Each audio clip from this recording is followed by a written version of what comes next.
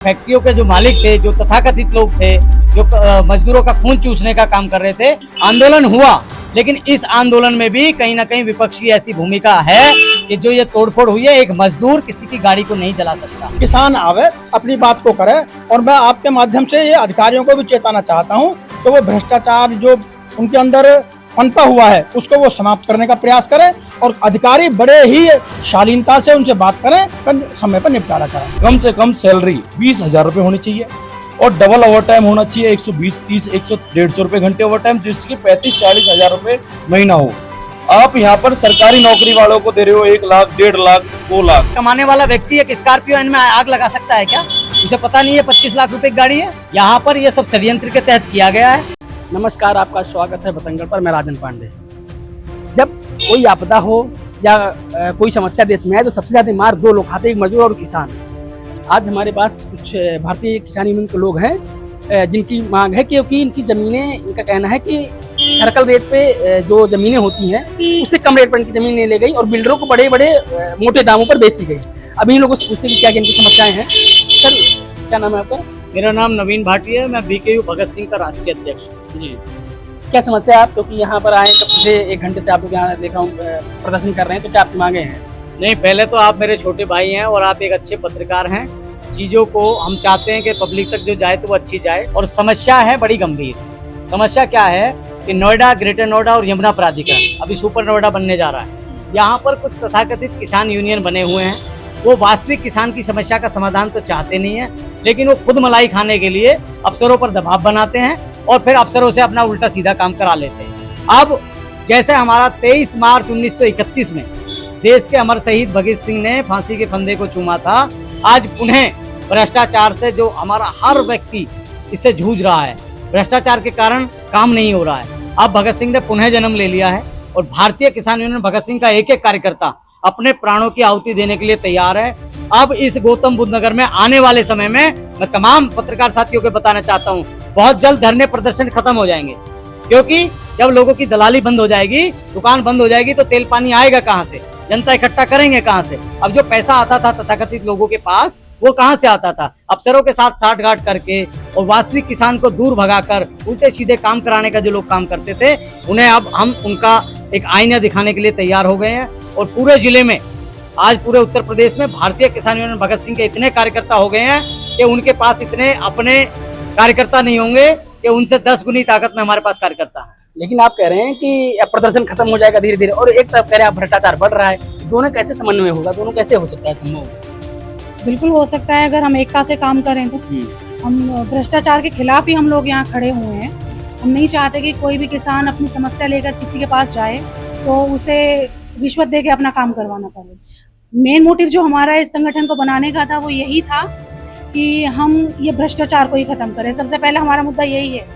हम बहुत से लोग हम में से पीड़ित भी हैं इस चीज़ को लेकर, तो सभी के साथ ये समस्याएं हैं, लेकिन हम सिर्फ इसीलिए इस संगठन के माध्यम से आगे बढ़ना चाहते हैं कि हमारी समस्या हल हो। अच्छा, आप ये सही कह रहे हैं कि लेकिन प्रदर्शन कम हो जाए अच्छा है, लेकिन ये बताइए अभी आप लोग, कोई भी समस्या आती है देश में तो दो कौम सबसे ज्यादा मार खाती है, एक किसान और एक मजदूर। अभी आप देखे होंगे कर्मचारी लोगों को कितनी समस्या झेलनी पड़ी। उनकी सैलरी आज के समय में 11,000 साढ़े 11,000 मिल रही है। अब बताइए कैसे प्रदर्शन खत्म हो सकता है? नहीं, बिल्कुल प्रदर्शन खत्म हो सकता है। जो ठेकेदार गुंडाई कर रहे थे, जो माननीय मुख्यमंत्री के आदेश को यहाँ पर कंप्लायंस नहीं कर रहे थे, उन लोगों ने चीजों को छुपाया और फैक्ट्रियों के जो मालिक थे, जो तथाकथित लोग थे, जो मजदूरों का खून चूसने का काम कर रहे थे, अब ठीक है, आंदोलन हुआ। लेकिन इस आंदोलन में भी कहीं ना कहीं विपक्ष की ऐसी भूमिका है कि जो ये तोड़फोड़ हुई है, एक मजदूर किसी की गाड़ी को नहीं जला सकता, एक मजदूर किसी के आवागमन में कभी खलल नहीं डाल सकता। ये जितना काम हुआ है इसकी जांच नोएडा पुलिस कर रही है, उत्तर प्रदेश पुलिस मॉनिटरिंग कर रही है। जितने दोषी हैं वो जेल जाएंगे, उनके खिलाफ कार्रवाई होगी। और ये हमारा जिला है, ये हमारा प्रदेश है, यहाँ किसी की ताकत नहीं प्रदेश को कोई जला सके। तो आप कह रहे हैं कि विपक्षी पार्टी, क्योंकि चुनाव आ रहा है तो इसमें विपक्षी पार्टियों का वो था, इस सालगांठ था, इस जो दंगा फसाद हुआ इसमें इन लोगों का मिला जुला वो चल रहा था। निश्चित रूप से ये आप लोगों को, देखिए आप पत्रकार बंधु हैं, एक बताइए, जो 11,000 कमाने वाला व्यक्ति एक स्कॉर्पियो इनमें आग लगा सकता है क्या? उसे पता नहीं है 25 लाख रुपए की गाड़ी है। यहाँ पर ये सब षड्यंत्र के तहत किया गया है। और नोएडा पुलिस, आदरणीय लक्ष्मी सिंह हमारी जो सीपी हैं, वो बहुत जुझारू है और वो सत्यता को बहुत जल्दी सामने लाके रखेंगी। और इसमें कई पार्टियों के नेताओं का भी इन्वॉल्वमेंट पाया गया है। मैं चाहूंगा मेरे बड़े भाई खड़े हैं विजेंद्र रावल जी, हमारे राष्ट्रीय महासचिव हैं और प्राथमिकता से ये बता सकते हैं। मैं कहना चाह रहा हूँ कि किसानों की समस्याएं लगातार मैं देखता रहा हूँ बढ़ती जा रही है। चलिए आप कह रहे हैं कि कम है, यहाँ पर प्रदर्शन खत्म होना चाहिए। पिछले कितने दिनों से चाहे पंजाब हो चाहे हरियाणा, वहाँ पर किसान आंदोलन कर रहे हैं। तो समस्याएं तो हैं देश में ना। नहीं, निश्चित समस्याएं बहुत हैं। सबसे बड़ी समस्या किसानों की है और किसानों की जो समस्या है, जो बहुत सारे हमारे संगठन, किसान संगठन बने हुए हैं, वो एक्चुअल क्या है, वो दलाली का काम करते हैं। हमें आपसे कहने से कोई गुरेज नहीं है, वो दलाली काम करते हैं और किसानों का काम वो होने नहीं देते हैं। हम ये चाहते हैं, हमारे ग्रेटर नोएडा में 3 प्राधिकरण है और 4था सुपर नोएडा बनने जा रहा है, तो हम केवल ये चाहते हैं किसान आवे, अपनी बात को करे। और मैं आपके माध्यम से ये अधिकारियों को भी चेताना चाहता हूँ कि वो भ्रष्टाचार जो उनके अंदर पनपा हुआ है उसको वो समाप्त करने का प्रयास करें। और नहीं, ये शहीद भगत सिंह, हमारी जो किसान यूनियन शहीद भगत सिंह है, उनको ये काम सिखाने का काम भी करेगी। और हम चाहते हैं कि एक्चुअल किसान अपने आवे, धरना प्रदर्शन समाप्त हो और अधिकारी बड़े ही शालीनता से उनसे बात करें और शालीनता से बात करें, उनका समय पर निपटारा करें। इस प्रकार से हम चाहते हैं कि देश में, हमारे गौतम बुद्ध नगर में कोई भी धरना प्रदर्शन ना हो और किसानों की जायज मांगों को, सही मांगों को समय पर अधिकारी पूरा करें। सर ये बताइए कि अब मैं आपसे फिर से मजदूरों पर ही जाऊंगा, क्योंकि मजदूर की समस्या इसमें बहुत बड़ी नोएडा में समस्या हो रही है। तो जैसे आपने बोला कि इसमें विपक्षी पार्टियों का मेल है, लेकिन कहीं ना कहीं सरकार की फेल्योर है ना, इंटेलिजेंस की फेल्योर है ना। विपक्षी पार्टियां चाहेंगी मैं कुछ करवाऊं, फेल्योर तो मानी जाएगी सरकार की। मानी जाएगी जी।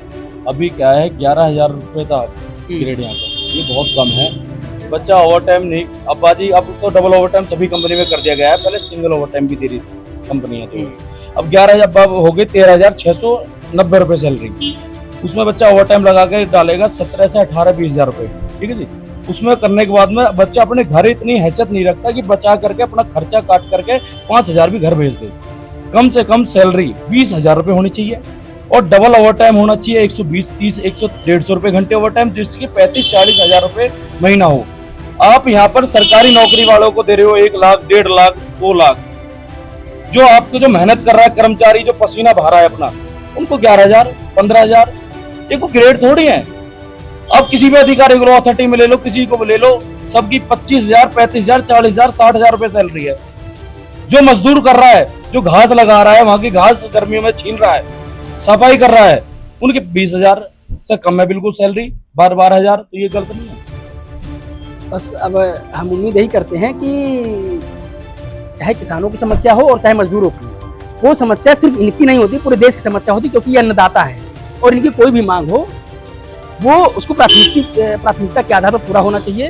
उम्मीद यही करते हैं कि जितने लोग इस वीडियो को देखें, ज़्यादा से ज़्यादा शेयर करें, जिससे इन लोगों की मांगे और जो मजदूर संगठन जो आंदोलन कर रहा था उनकी मांगे पूरी हो।